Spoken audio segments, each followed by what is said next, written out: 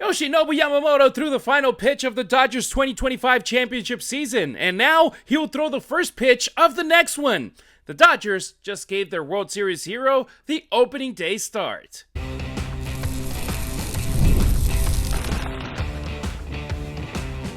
You are Locked On Dodgers, your daily Los Angeles Dodgers podcast. Part of the Locked On Podcast Network, your team every day. What's up, everybody? I'm Harry Ruiz, and that's Travis Rodgers, and it's time for Locked On Dodgers, part of the Locked On Podcast Network, the #1 sports podcast network. On today's show, we answer a listener line question about Kyle Tucker and whether that huge contract is actually a risky investment. We've got an update on Shohei Ohtani's pitching timeline, and it might be moving faster than expected. But first, Travis, Dave Roberts makes it official. Yoshinobu Yamamoto will start opening day, something we all expected. Yeah, certainly well-deserved. Certainly something that he put in all the work last year and this year. Can't wait to see it and talk about it on today's episode of Locked On Dodgers, which is brought to you by MLB The Show 26. Visit MLB.show/Locked On and use the code Locked On to unlock a pack for use in Diamond Dynasty, available right now on PlayStation 5, Xbox, and Nintendo Switch, and it is rated E for everyone.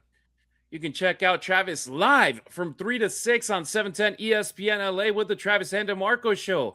When I'm not calling USC football or Raiders games in Spanish, I'm right here talking Dodgers baseball with you every weekday. Are you new here? Welcome. Everydayers, you already know this show runs on you. Shout out to Craig, BC, 80K, all our crew on YouTube checking out the premiere. You guys rock. Are you watching on YouTube? Well, please subscribe and turn on your notifications. If you're listening on Apple Podcasts, Spotify, or wherever you get your podcast, a 5-star rating helps a lot. And if you want to be a part of the show, the Locked On Dodgers listener line is always open. 2793-LOCKED, 279-356-2533. Leave us a voicemail or a text. Today, we're actually going to listen to one all the way from Tampa, Florida. The last pitch of 2025, the first pitch of 2026. The Dodgers are starting their title defense the same way they finished the last one, with Yoshinobu Yamamoto on the mound. Doc, Dave Roberts confirmed that Yamamoto will start opening day when the Dodgers kick off their 2026 season on March 26th against the Diamondbacks at Dodger Stadium. And if you think about it, the symbolism here is kind of perfect because the final out of the World Series last October, Yoshi. The first pitch of the new season, Yoshi. It's the Dodgers essentially saying, this guy is our ace. And that's not just ceremonial. Travis, like you said, he earned it. Yeah, I was reading about him the other day, and not that I had forgotten this, but it just landed so hard when I read it again. He was the winning pitcher in Game 6 and in Game 7. And it's not like he came in Game 7 and got an out at the end of the game and, kind of backdoor to win. Pitched 3 innings in Game 7 after pitching basically all of Game 6. He was just an extraordinary accomplishment, and he's already in a very short period of time put himself on that list of incredible Dodger performers. He's been here 2 years. He's got 2 World Series. He has moments in both of the postseason runs over the last couple of years. The game that he pitched in the DS against the Padres, he pitched beautifully against the Yankees in the World Series, and then of course what he did last year. So we went from Clayton Kershaw, who was your opening day starter for basically a million years and well-deserved.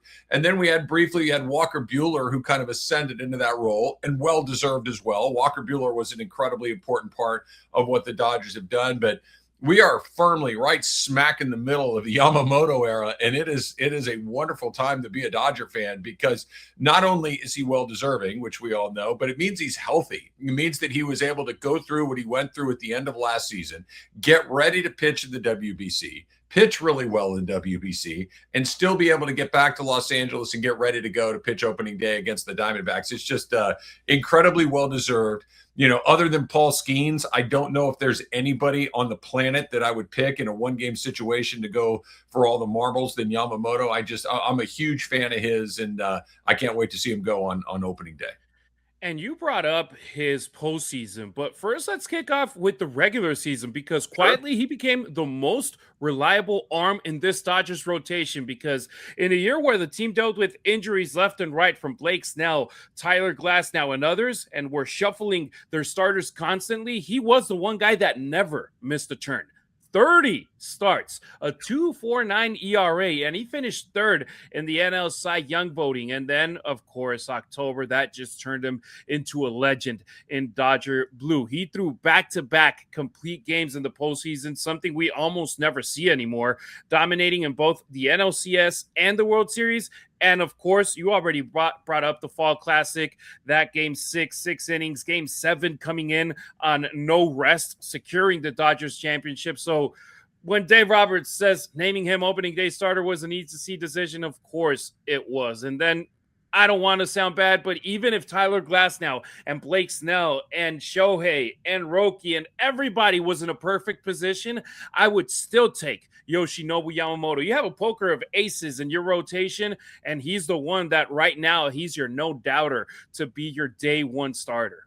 Yeah, look, Shohei Ohtani is the Dodgers' best player. He is their most famous player. He might be the greatest player of all time, and he's an ace pitcher, but Yamamoto's their best pitcher, and quite frankly, it's not close. It's like those other guys are terrific. It's no shade at them at all. But as far as what we've seen in the last couple of years, it's Yamamoto and everyone else. Like to your point, he was the one guy that was available last year, and think about how unlikely that was coming off of his first season in the major leagues, where he missed basically the middle chunk of the season. He started and did really well, then missed about 3 months before he came back, and then was very good at the end again.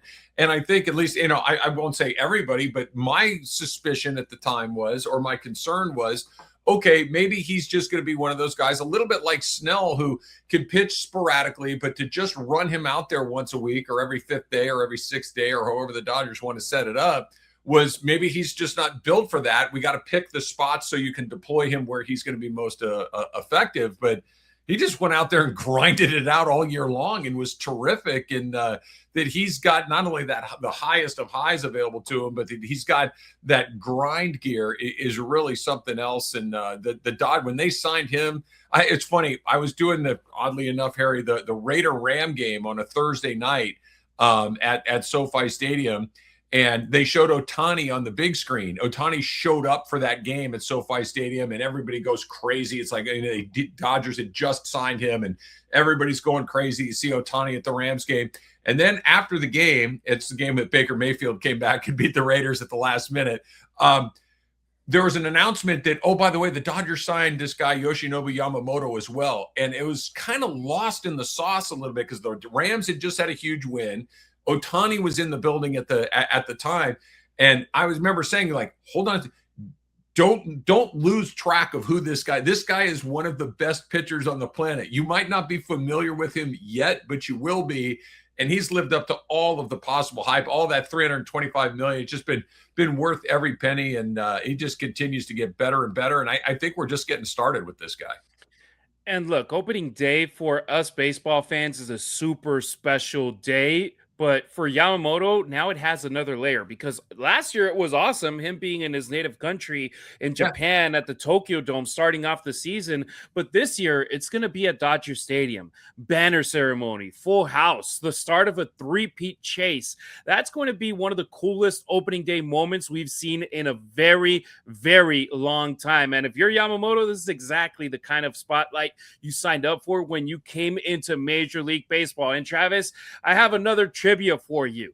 Who was the last Dodgers pitcher before Clayton Kershaw to have the opening day start for the Boys in Blue in back-to-back seasons? The last guy before Kershaw. Kershaw had it from 2011 all the way through 2018 and then 2021. There was one guy who had 3 in a row, 05 through 07. Is it like Chad Billingsley or something like that? Close. Derek Lowe. He had it 2005 through 2007. And here's another part. No, Yoshi is the first pitcher since Kershaw to have back-to-back opening day starts for the Dodgers because you had Ryu in 2019, May in 2020, Buehler in 22, Urias in 23, Glasnow in 24, Yamamoto in 25. That right there tells you, hey, man, being the opening day starter isn't an easy gig, and it's something that you earn. And Yamamoto last year, maybe you can say, okay, they gave him the shot because they were pitching in Japan. They were playing at the Tokyo Dome. Right here, he's an undoubted day one starter, opening day guy for the Dodgers. That's something really cool. It is. It's very cool, and it's something that he should be very proud of. But when you're listing off all those other names, those guys that had one shot at it, to me, it just speaks to how random and how difficult it is to stay healthy. That more than anything else, it speaks to how good Kershaw was to stay healthy that often. By the time the season rolled around again, he's ready to go at the beginning of the year. I just think that it speaks really highly of Yamamoto that he's able to take care of himself like that, and quite frankly, get a little lucky too, because health is a lot of good luck along the way, and that all those other guys cycled through just goes to show how hard it is to stay healthy for a long period of time. Yamamoto, second Dodgers pitcher to get consecutive opening day starts since 2008. The other one is Clayton Kershaw, but how crazy is it? From 93 through 04, 5 different Dodgers pitchers had back-to-back opening day starts, and 2 of them, Travis, you're actually going to be with this Saturday, Ramon Martinez and Oro Hershiser.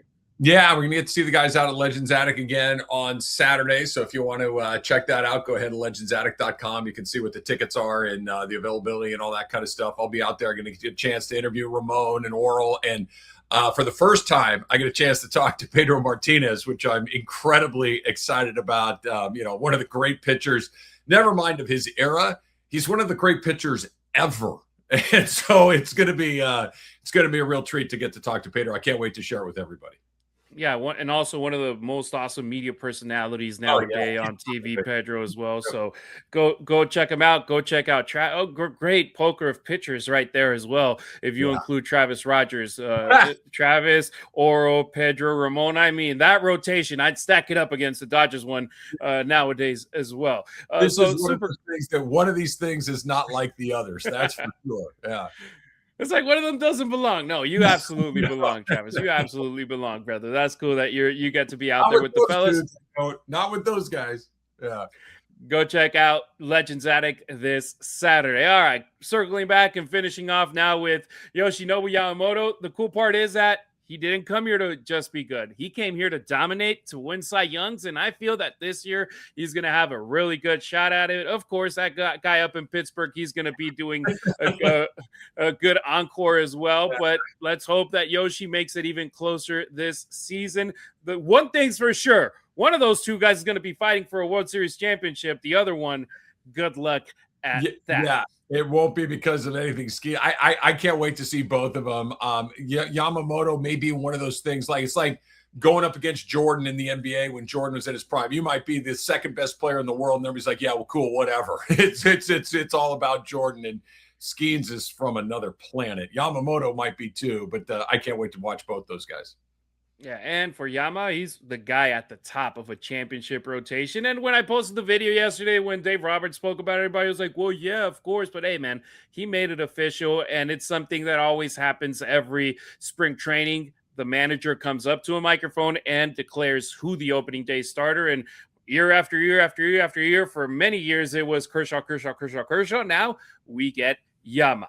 All right, next on Locked On Dodgers, the Dodgers have another superstar from Japan whose timeline now is suddenly changing, and it might mean we see him on the mound sooner than expected. We're talking about Shohei Ohtani in just a bit. Today's episode is brought to you by MLB The Show 26. The best baseball video game in the world is back, and if you're a baseball fan, this one is a tough one to put down. I've been playing the show for years. The gameplay is incredibly realistic, and it's always fun running it with the Dodgers roster. You can build a championship team in franchise mode or create your own player in career mode and live out your big league dream. Check out MLB The Show 26 and step into the game. If you're a gamer, a baseball fan, or just want to enjoy America's favorite pastime in a new exciting way, you are going to love MLB The Show 26. Play as your favorite team, the Dodgers, and franchise players, and see if you have what it takes to win your own World Series. Visit MLBThe.show/LockedOn and use the code LOCKEDON to unlock a pack for use in Diamond Dynasty. Internet connection required. Available now, starting today on PlayStation 5, Xbox Series S and X, and Nintendo Switch. Rated E for everyone.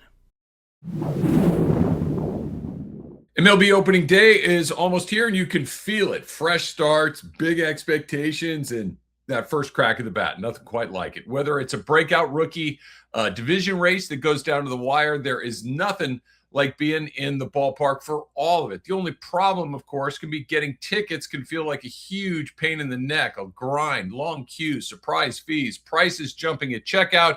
That's why there's Game Time. The Game Time app gives fans the advantage with constant innovation. It's how you unlock amazing tickets and experiences in just a few taps. It's super simple to use. The Game Time guarantee means you get 100% authentic tickets delivered on time at the best price. And here's the best part. You've heard me talk about this for years. Fees are included in the price you see. What you see is what you pay, period. And you can follow along with your favorite teams and get alerts when new deal drops. I love that. Whether we're talking about the Lakers, the Dodgers, or any of the teams here in town, it's just a great way to stay on top of it. Just 2 taps and you're done. No stress, no hidden fees, just great seats in minutes. Take the guesswork out of buying major league tickets with Game Time. Download the Game Time app, create an account, use the code LOCKEDON for $20 off your first purchase. Terms apply. Again, create an account and redeem the code LOCKEDON for $20 off. Download the Game Time app today. Join the Everydayer Club with the code MARCH and your first month's free. Sign up before Thursday's NCAA tournament kicks off and battle me in our bracket pool on Discord. Winner gets $100 in Locked On merch. The rest of us, we just watch our brackets explode. Plus, enjoy the ad-free show while you're at it by hitting up LockedOnDodgers.supercast.com and use the code MARCH for a month free. Shohei Ohtani might pitch sooner than expected. The Dodgers might be getting something they didn't expect before opening day. Shohei on a mound very, very soon, because when Ohtani left the Dodgers camp to play in the WBC, the expectation was pretty simple. Japan will probably go deep in the tournament, maybe even win the whole thing. And because of that, the Dodgers weren't planning on using Ohtani as a pitcher during the Cactus League schedule. Well, things changed. Japan was knocked out in the quarterfinals, which means Ohtani is headed back to Dodgers camp sooner than planned. He was there on Monday, and suddenly there's an opportunity. So the good thing here, Travis, is that while he was away, he was still preparing as a pitcher. He kept his arm active, throwing bullpen sessions, and even simulating multiple innings of live batting practice. That's positive for the boys in blue. Yeah, I mean, look, this is just get the continuation of him getting ready to pitch in games that matter. Had he been in the finals tomorrow, or I guess it's tonight, against the Americans, and Venezuela not beat them, he would be working on the side with Team Japan, and now he can do it with his team. This is all good. This is just the randomness of that tournament. This is the randomness of baseball, where sometimes you lose a game that you don't expect to lose, and all of a sudden you got to figure something else out. And I don't have any doubts that the Dodgers will get him ready to go. I don't have any doubts that when he does get unleashed against, whether that's against Arizona or the series after that, Ohtani is going to be ready to go. I'm really, excited to see how much depth they give him right out of the gates. Like, are we going to really slow play it the way that they did last year with, really hard cap and pitching count or an innings limit, or are they going to kind of let it ride a little deeper? I don't think you're going to see him pitch 6-7 innings right out of the chute, but could you see him pitch 4 or 5 right out of the chute? Yeah.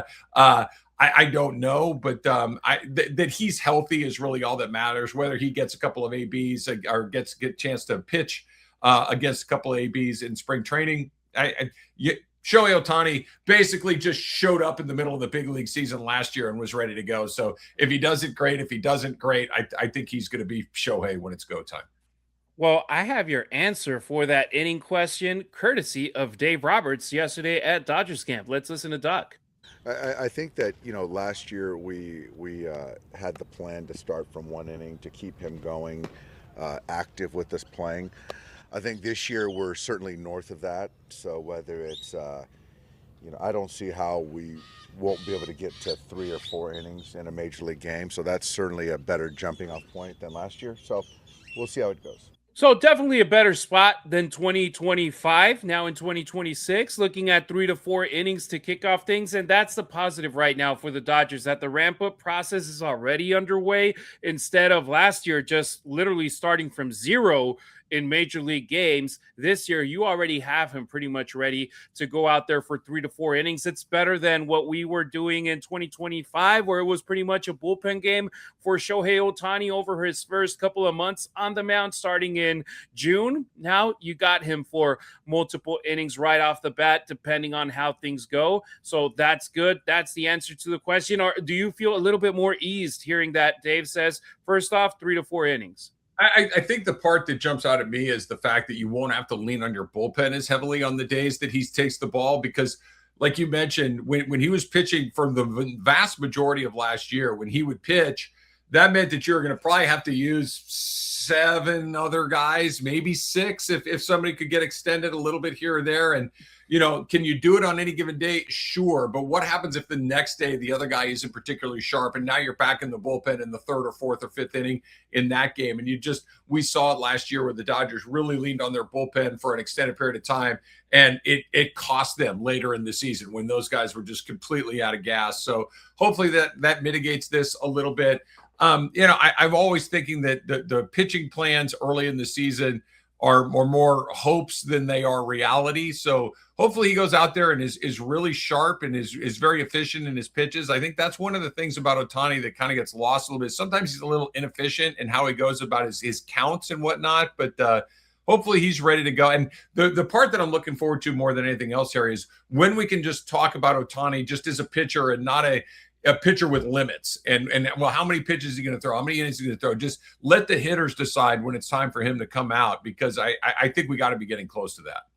No doubt about it. And let's also remember the Dodgers have been extremely careful with his pitching rehab. So we got to see what the next step is. Are they going to let him pitch in a Cactus League game? Are they going to save him potentially for a freeway series against the Angels right before opening day? Now that you know that he won't be pitching on Thursday against the D-backs, and they're always thinking long term. They want him healthy deep into the season in October, not just ready for April. So those are all questions that are being asked about him. But if anything, that WBC disappointment might just be now the new fuel for him for the rest of the season, and also for Yoshinobu Yamamoto, which honestly is kind of terrifying for the rest of baseball. So how aggressive do you all think that the Dodgers should be with Shohei Ohtani pitching this early? Should they ease him in slowly or let him ramp up sooner if he's ready? Let us know what you think in the comments on YouTube or via our social media.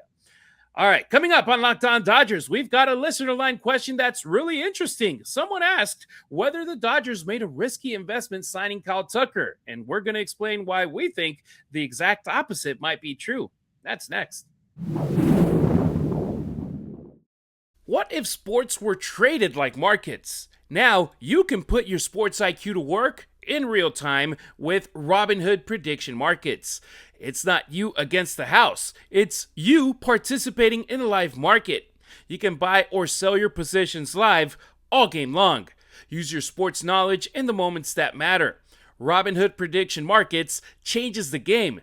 It's people moving the action, so when momentum shifts, you can move with it. I always knew the game, but never had a dynamic way to apply that knowledge. Now I can actually take part live in a market powered by people. You're no longer just a spectator. Play by play, you decide. Trade every play with Robinhood. Now available across the U.S. Download the Robinhood app to begin. College basketball is nonstop, especially this time of year, right? Huge games, tight spreads, momentum swings every single night. And there's basketball all day long. Early tip-offs to late night West Coast shootouts. There's always action on the board. And right now, FanDuel is giving you a way to turn that energy into even bigger potential wins with a college basketball parlay profit boost. You can build any college hoops parlay you want. Rivalry games, ranked matchups, whatever you are feeling. You can mix up spreads, totals, player props to match how you see the slate playing out. Then you can apply that profit boost and instantly bump up the potential payout, right? You can go big. You can go safe. You can ride with the team you've been riding all season long. It's your parlay, your style, and now there's even more upside behind it with that parlay profit boost. Head to FanDuel.com right now to get started. That's FanDuel.com. FanDuel, play your game. Don't forget to follow us on YouTube and across all social media at Locked On Dodgers. You can find Travis at Travis Rodgers on X and Instagram. Meanwhile, I'm on X at Harry Ruiz, Instagram at Harry_Ruiz, and TikTok at Harry Ruiz_. Why Kyle Tucker might be the Dodgers' perfect star. We got a great question on the Locked On Dodgers listener line from John in Tampa about Kyle Tucker. Let's listen to it. I just listened to your show for the first time yesterday because I followed Kyle Tucker since he was a high school player. And I was questioning the decision to sign Kyle, even though I'm a big fan, for approximately $60 million a year, period. I'm wondering if this was not too much to pay and why the Dodgers did that. I was thinking 4 years, $150 million, and obviously they were much more generous. The issue I see is that Kyle's been playing baseball year-round for a very long time, and I'm not too sure he will age that well. So it's a risky investment at that level per year, although I understand the short contract. In any event, I'd like to know what your thoughts are. And also, I would advise you, having watched him all the way up through from Plant to the Astros, the Cubs, and now with you, that he gets in these elongated, frustrating slumps and can't seem to buy a hit. Then all of a sudden, he hits for a storm. I will tell you that he's always hit the best on the West Coast, and recall that he won the Triple Crown in the PCL in 2017. All right, shout out to John, first-time caller all the way from Tampa, Florida. So first off, I was looking up his numbers in AAA in the PCL, which is a very hitter-friendly league. I didn't find him as a Triple Crown winner. He had great numbers with the Fresno Grizzlies while he was there for the Astros, but he didn't win the Triple Crown down there. But he had, like I said, some killer numbers: 24 home runs, 93 RBIs, 20 stolen bases, 332 batting average. Also, when they went over to Round Rock, 34 home runs, 97 RBIs. How many? 30 stolen bases, so 30-30 in 2019 in AAA. Not Triple Crown, but Triple Crown-like numbers. Travis, when you hear about that, about the risk, I'll just say this. Every player that the Dodgers have signed or traded for with big numbers attached to their salaries are risks, and they've just been the gambler that beat the house every time that they're up there, either at the craps table, at the baccarat table, the blackjack table. They've just been winning with the gambles that they've taken, and I think that with Kyle Tucker, it's going to be the same case.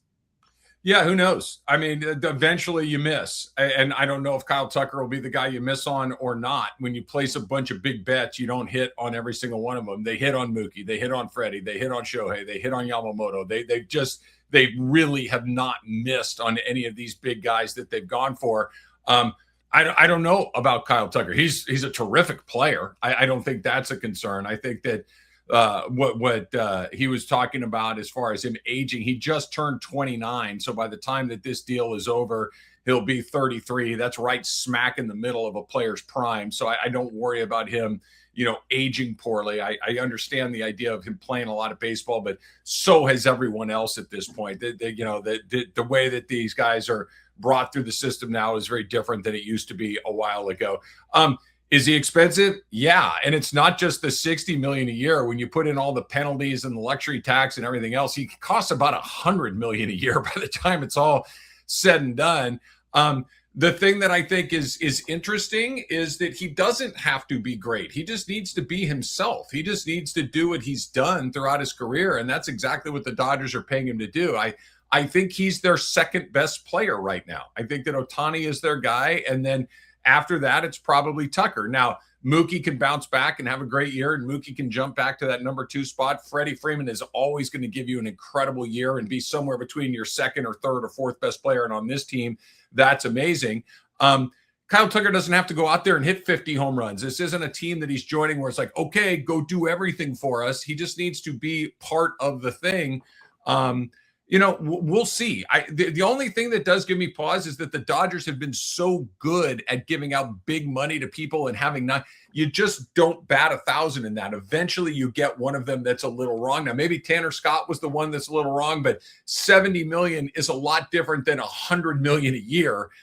So we'll see. I think he's going to be just fine. I think he's going to slide right in there and have a monster year. There's not a ton of pressure there. He's just a really, really good player that's going to hit in the middle of a very, very good lineup. Yeah, last year they struck out with Tanner Scott, Kirby Yates, and Michael Conforto. 2 of those deals were one-year deals. Tanner Scott, we're hoping he bounces back, and that was a more longer-term deal, but didn't reach the 100 million threshold right there. But when it comes to Tucker, I 1,000% agree with you that they didn't sign him to be a traditional superstar. They signed him to be a stabilizer, because look at that lineup. You said it. Shohei, Mookie, Freddie. Those guys are explosive players who can carry an offense for weeks at a time. And even though, as John from Tampa brought up on his voicemail, check out the Locked On Dodgers listener line. You can leave your point of view there as well, that he gets those cold streaks. Well, the good thing in this lineup is that you can get a cold streak and then the guy behind you can pick you up, or the guy after that can pick you up. Instead of you're Kyle Tucker in another team and you are the number 1 or number 2 superstar and you get into a cold streak, then that team's season might be modified, affected on the long term, because there's nobody else that can pick you up. So Tucker, one of the most disciplined players in baseball. He sees tons of pitches. He doesn't chase much outside the zone. He consistently puts himself in good counts. I feel that you get a Max Muncy, but with a more of a superstar role higher in the lineup. So if you got 2 of those guys in the lineup, that's fantastic. And that's what the Dodgers were going for. And did they overpay? Yes, it's higher than anybody expected him to go for. But like you said, Travis, if somebody values you at a certain price, you're worth it. Yeah, no, he got his money. Good for him. You're worth exactly what somebody's willing to give you. I think the one thing that I don't even want to say gives me pause or worries me. It's not that. It's not that far down. Is that he plays with a disposition that seems a little disaffected. He does not play with a ton of emotion. He is not a guy that wears his emotions on his sleeve. This is not Max Muncy or Freddie Freeman or Mookie Betts. He's just really kind of chill. Like, think JD Drew, if you're old enough to remember JD Drew. It looks like they're just kind of going through. It doesn't mean that they are, but that's what it looks like. And if it does look like that, and he does get off to a slow start, and they are paying him $60 million a year, what is the response of the fans? And then what is his response to the response? And I think that can get a little interesting, because this is not somebody that is going to, lift your emotions with his demonstrative personality. He's a pretty plain guy who happens to be a very, very good player. We'll see. We'll see how Dodger fans respond to him, but I think he's going to have a really good, he's just a very, very good player, and good players continue to play pretty well. So I'm not worried about it really at all. And even if that's not like the way that his flair that he brings to the game, you go into the clubhouse and you got Teoscar on one side, Kike on the other, Mickey Rowe, guys that bring that type of flavor to baseball, and then the rest of the clubhouse is infected by it in a positive way. He could end up changing the way that he sees the game. I know that most of the time the player is the way he is all the way, but I feel that he's going to be going through a positive reaction being with the team, not only winning on the field, but having positive interactions off of it. And it's easy to see why the Dodgers believe he fits perfectly in this team. And this isn't just about adding another star. It's about building the most relentless lineup in baseball. So for other teams, he might have not been worth $60 million. For the Dodgers, he does, because he just takes the lineup to another level. And that's saying a lot when it comes to this stacked lineup that the Dodgers have. So when it comes to Kyle Tucker, do you think the Dodgers made the right call giving him that massive contract, or do you see it as a risky move? We want to hear your thoughts. You know it, on the comment section on YouTube or via our social media at Locked On Dodgers. And before we say goodbye, we just got to bring up breaking news. Dave Roberts has confirmed that Shohei Ohtani will be pitching in the Freeway Series. So no more pitching in Arizona when it comes to a game. He will be doing it right before opening day against his former team, the Angels. All right, that'll do it for today's pod. Thank you for making Locked On Dodgers your first listen of the day, and thank you for making Locked On the #1 sports podcast network. We'll be back tomorrow. Team USA with Will Smith takes on Venezuela with the 2026 WBC title on the line. Travis, I know you're not into predictions, but it won't be about the score. It'll be about, is Mark DeRosa going to play Will Smith as the starting catcher again, or will Cal Raleigh be the man that gets the nod today? Yeah, I think it'll probably be Raleigh, just because Raleigh's been the starter that they've run out there in most of the gotta have it kind of games. But I wouldn't be surprised to see Will Smith at some point. I hope Will Smith gets in the game, but it's hard to keep a 60 home run bat on the bench for a couple of games in a row. Hey, it worked in the last game, so I hope that Will Smith is back out there. And hey, you never know, he might be able to frame some for the pitchers. All right, if you never miss an episode, the Everydayer Club is built for you. Locked On Dodgers, get Locked On Dodgers ad free, plus members only Discord access and more. Head to LockedOnDodgers.supercast.com to join the club. For those of you on video, we send you to the first ever 24/7 national Locked On Podcast Network YouTube channel. On audio, make sure you make your second listen of the day Locked On Fantasy Baseball as you gear up for the MLB season. Travis and I appreciate you riding with us. Until next time, keep it real, keep it Dodger Blue.